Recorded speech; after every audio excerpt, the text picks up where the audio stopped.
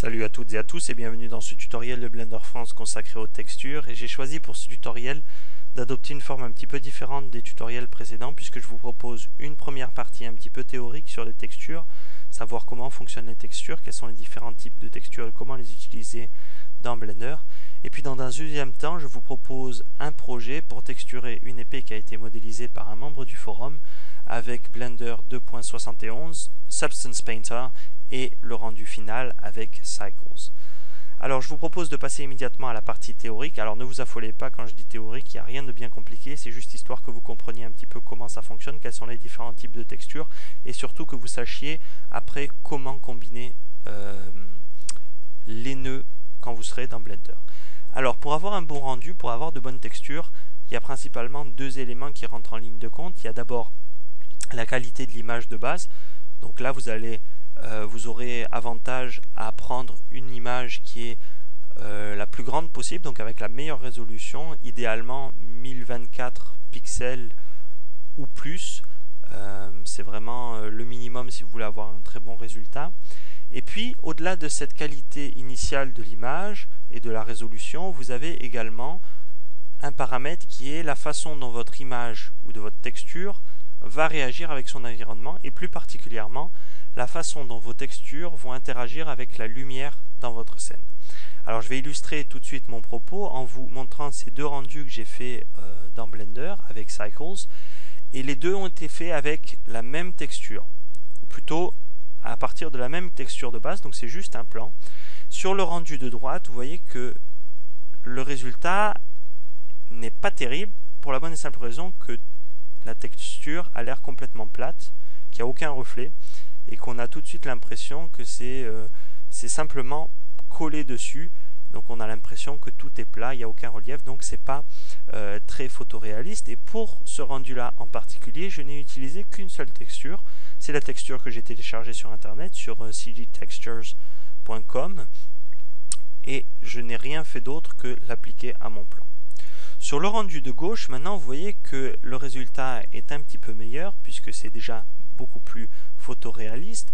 Mais pour ce rendu de gauche, j'ai utilisé non pas une seule texture, mais plusieurs textures, c'est-à-dire plusieurs images qui vont se combiner pour donner plusieurs informations sur ma surface et donner ce rendu qui est nettement plus photoréaliste. Vous voyez qu'on a des zones de la surface qui sont plus brillantes, notamment sur les arêtes. Nous avons du relief, il y a des petites aspérités sur les carreaux. Alors je ne sais pas si vous les voyez sur YouTube, mais en tout cas je peux vous assurer que sur les carreaux en fait il y a des petits trous, des petites bosses qui font des imperfections qui font que bien justement le rendu est nettement meilleur.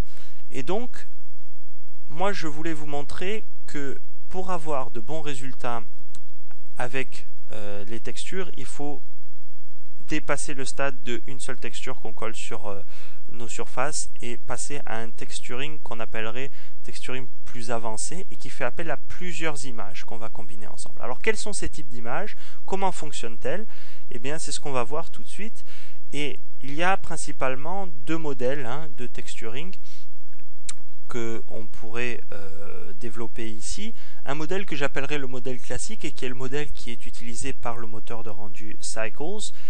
Et ce modèle, il fait appel principalement à trois grands types d'images. Alors, on appelle souvent ces images qui font partie en fait de la texture finale des maps. Donc, ne vous inquiétez pas si j'emploie ce terme-là. Vous le trouverez très souvent aussi sur les forums. Donc, il y a trois grands types de maps. Il peut y en avoir un quatrième, il peut y en avoir une cinquième, mais on va essayer de ne pas trop compliquer les choses de manière à ce que ce soit plus digeste. Je reviendrai peut-être un peu plus dans les détails dans le projet après cette partie-là. Donc il y a une première map, une première image qui est cette map diffuse. Alors cette map diffuse, elle apporte au moteur de rendu une information sur la couleur de la surface. Donc vous voyez ici, c'est simplement l'image que j'ai téléchargée sur internet et qui comporte l'image, donc la couleur en fait de la surface des carreaux ou des briques. Ensuite, on a une autre map ou une autre image qu'on va appeler map spéculaire. Alors j'ai laissé les termes en anglais hein, de manière délibérée pour vous peut-être vous familiariser avec les termes que vous retrouverez sans doute très souvent sur les forums. Donc cette map specular ou spéculaire, elle est en noir et blanc, c'est une image en noir et blanc, et qui va indiquer au moteur de rendu, donc à Cycles, quelles parties du modèle sont réfléchissantes, renvoient la lumière, et quelles parties du modèle ne le sont pas. Donc vous voyez ici, on a une image en noir et blanc, et vous voyez que par exemple dans les rainures, eh bien, la couleur est plus sombre que sur les briques ou sur les carreaux. Donc tout ce qui se dirige vers les tons sombres, le noir, le gris foncé, va renvoyer moins la lumière, va être moins brillant, moins réfléchissant. Tout ce qui se dirige vers les tons clairs, le gris clair, le blanc, va être très réfléchissant et renvoyer beaucoup la lumière. Il y a une troisième map qui donne une information encore différente, qui est la map normale, et qui se situe toujours dans les tons bleu, rose, violet, et qui donne une information au moteur de rendu sur la surface, sur le relief de votre surface. Donc vous voyez ici sur l'image que je vous ai mise, eh bien on voit les aspérités sur les carreaux, on voit les rainures entre les carreaux. Et cette map normale, elle va servir à simuler un relief sur une surface. Et elle va avoir un rôle très important puisqu'elle va permettre en fait à la lumière de réagir dynamiquement avec votre surface. Donc je ne sais pas si c'est très clair, vous verrez un peu plus tard lorsqu'on fera la mise en texture de l'épée.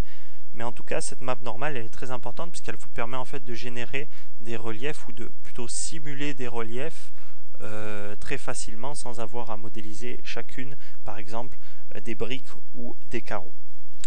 Alors on va passer maintenant au deuxième modèle qui est le modèle PBR ou PBR en anglais pour Physically Based Render, donc rendu basé sur la physique. Et c'est un modèle qui est intéressant puisqu'il est utilisé par pas mal de moteurs de jeu comme par exemple Unreal ou Unity et des moteurs de rendu externes également. Pour Blender, il me semble que LuxRender est un modèle PBR.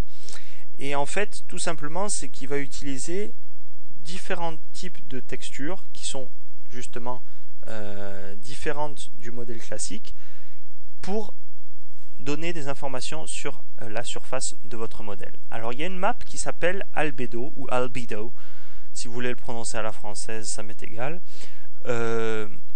Cette map Albedo, elle est un petit peu différente de la map Diffuse, mais elle donne quand même une information sur la couleur de votre surface. Alors elle est un petit peu différente dans le sens où théoriquement la map Albedo n'a aucune information d'ombre ou d'occlusion ambiante, ce qui n'est pas forcément le cas de la map Diffuse. Mais là, on rentre vraiment dans les détails. Les puristes diront que c'est pas la même chose, mais en tout cas, vous pouvez considérer que la map Albedo renseigne le moteur de rendu sur la couleur de votre surface. Ensuite, il y a une autre map qu'on appelle Roughness ou dureté en français. C'est une map qui est en noir et blanc et qui va renseigner le moteur de rendu sur la microgéométrie de votre surface. Alors ne vous inquiétez pas, si c'est pas très clair, je vais revenir très en détail là-dessus dans une petite minute. Simplement, ça va vous permettre de donner une information sur le comportement physique que vont avoir les rayons de lumière lorsqu'ils touchent votre surface, mais je reviendrai dans une petite minute là-dessus.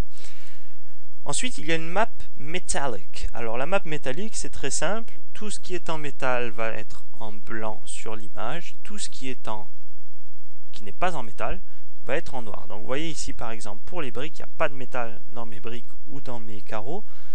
Et par conséquent, ma map est tout simplement noire. Point. Enfin, il y a une dernière map qu'on pourrait évoquer pour le modèle PBR et qui est une map hauteur ou height et qui va indiquer également une information sur le relief de votre surface. C'est une map qui est en noir et blanc, donc tout ce qui est en noir va être creusé, tout ce qui est en blanc va être surélevé. Donc c'est une map qui va donner une information sur le relief de votre modèle. Alors on peut rajouter à ça une map normale. c'est pas tout le temps nécessaire, mais voilà en gros les 4 textures importantes pour ce modèle de rendu basé sur la physique. Alors je vais revenir très rapidement sur la map dureté ou la map roughness pour vous expliquer comment elle fonctionne. Alors je vous ai dit qu'elle était en noir et blanc, donc ça va du noir pur au blanc pur, et ces couleurs là, ce dégradé du noir au blanc, il va indiquer en fait le coefficient de microgéométrie de votre surface. Par là je veux dire, si vous avez une surface qui est totalement plane, comme c'est le cas sur le schéma que je vous ai très rapidement concocté en haut, les rayons de lumière au moment où ils vont frapper votre surface, eh bien ils vont se réfléchir de manière coordonnée, c'est-à-dire qu'à la sortie, les rayons réfléchis, eh bien ils vont être parallèles entre eux. Donc votre surface, de ce fait, elle va se retrouver très brillante, voire même avoir un effet miroir. A l'inverse, si votre surface elle comporte plein de petites aspérités, alors ce n'est pas forcément des aspérités que vous pouvez voir à l'œil nu, ça peut être des micro-aspérités.